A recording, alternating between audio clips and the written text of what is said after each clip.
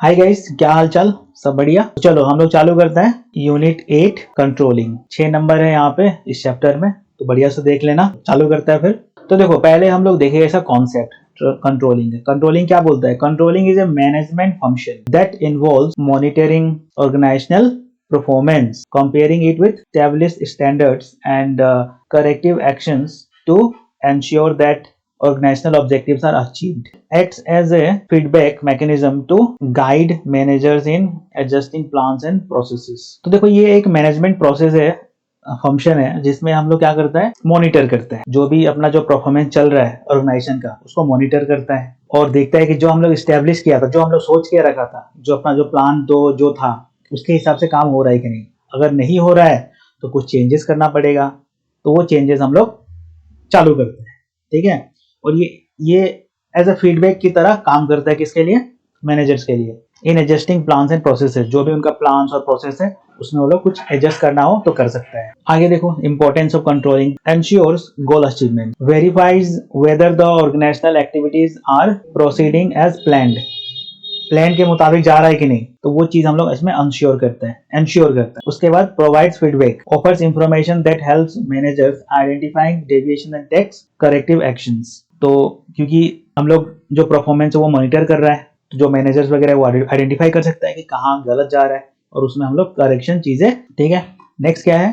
Facilitates coordination, align individual department and organizational performance with strategic goals. Align कर सकता है अलग अलग डिपार्टमेंट और ऑर्गेनाइजेशन का जो परफॉर्मेंस है उसको एक दिशा में ला सकते कंट्रोलिंग करने से। नेक्स्ट क्या है? Improves efficiency, helps optimize resource utilization and reduce wastages. तो इससे क्या होगा? कंट्रोलिंग करने से वेस्टेजेस जितना हो सके उतना कम किया जाएगा और मैक्सिमम आउटपुट तक हम लोग पहुंचेगा बिना जो रिसोर्सेस है उसको खराब किए हुए। ठीक है। Next, enhance decision making, data from controlling assets in refining strategies and improving। तो जो हम लोग का जो डिसीजन मेकिंग है उसमें हम लोग इम्प्रूव कर सकता है। कुछ अगर गलत जा रहा है तो अपना जो स्ट्रेटेजीज है उसको रीडिफाइन कर सकता है और प्लानिंग को इम्प्रूव करा जा सकता है। तो ये सब सारा चीजें हैं इंपॉर्टेंस में।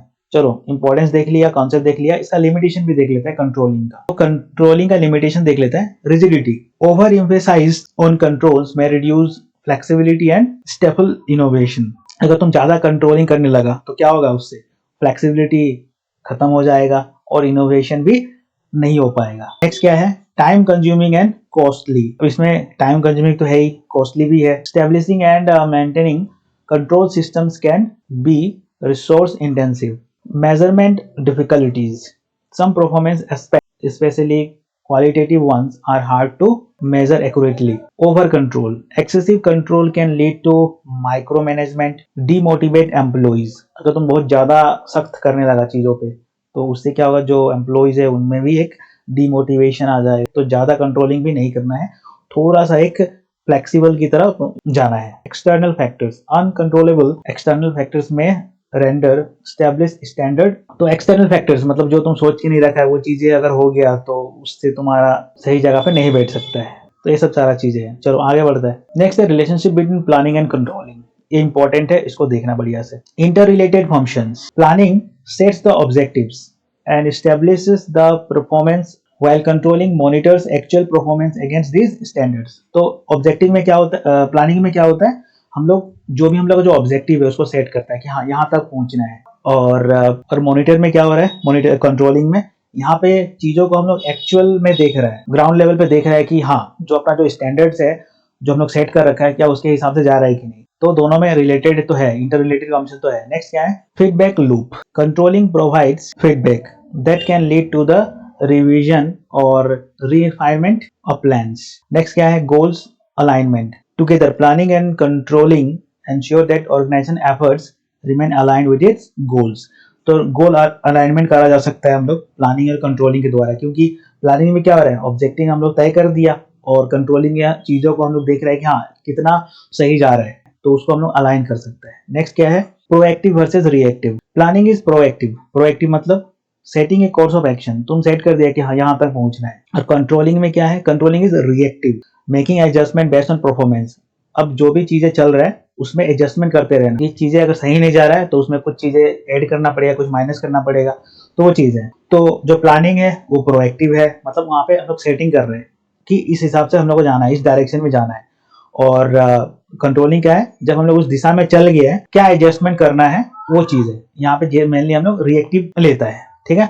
चलो आगे बढ़ता है। Steps in the process of control. सबसे पहले आता है एस्टेब्लिशिंग स्टैंडर्ड्स, डेवलप बेंचमार्क्स और performance standards based on the organization plans and objectives. तो सबसे पहले हम लोगों को करना क्या होता है, एस्टेब्लिशिंग स्टैंडर्ड्स, मतलब कि कहाँ तक पहुंचना है वो चीज तुमको पता होना जरूरी है कंट्रोलिंग में, ठीक। उसके बाद measuring actual performance, collect data on actual performance using various methods, ठीक है, रिपोर्ट्स, ऑब्जर्वेशन। पहले तो हम लोग अपना स्टैंडर्ड स्टैब्लिश कर दिया, अब क्या हो रहा है, अब हम लोग देख रहे हैं कि जो एक्चुअल परफॉर्मेंस है उसमें कितना अंतर है, समझ रहे हैं, किस हिसाब से, रिपोर्ट्स के हिसाब से, ऑब्जर्वेशन के हिसाब से और परफॉर्मेंस अप्रेजल के हिसाब से। कंपेयरिंग परफॉर्मेंस विद स्टैंडर्ड्स, तो इसमें क्या हो रहा है, analyse any deviation by comparing actual performance with the preset standards. इसमें हम लोग मेन चीज क्या करता है, उसके बाद तीसरा स्टेप में कंपेयर करता है कि जो अपना स्टैंडर्ड्स हम लोग जो सेट किया था उसके हिसाब से चीजें चल रहा है कि नहीं, ठीक है। नेक्स्ट क्या है, analysing deviations, identify the reasons behind any differences between expected and actual performance. अब किन वजहों से डिफरेंसेस आ रहा है, जो हम लोग सोच के रखा था वहां तक हम लोग क्यों नहीं पहुंच पा रहे, क्या क्या क्या इसका रीजन क्या है, तो वो सब तुम एनालाइज करता है यहाँ पे। उसके बाद taking corrective actions, implement measures to correct deviations whether by adjusting the plans or improving performance, ठीक है। तो जो डेविएशंस आ रहा है उसमें क्या करना जरूरी है, उसमें को सही करना जरूरी है। कैसे सही करेगा तुम, जो तुम्हारा प्लान है उसको तुम एडजस्ट करेगा या फिर तुम्हारा जो परफॉर्मेंस है उसको ठीक करेगा, उसको लेवल अप करेगा।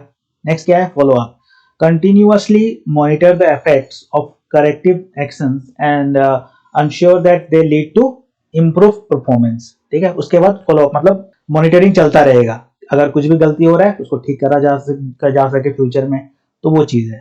तो ये सब सारा चीजें है इसका स्टेप्स। तो ये था अपना यूनिट 8 कंट्रोलिंग, ठीक है। छोटा सा चैप्टर है, ज्यादा टाइम नहीं लगेगा, इसका प्रोसेस जो है उसको बढ़िया से देख लेना और कॉन्सेप्ट थोड़ा समझ जाना, काम हो जाएगा। तो चलो इतना रखता है, बाय बाय।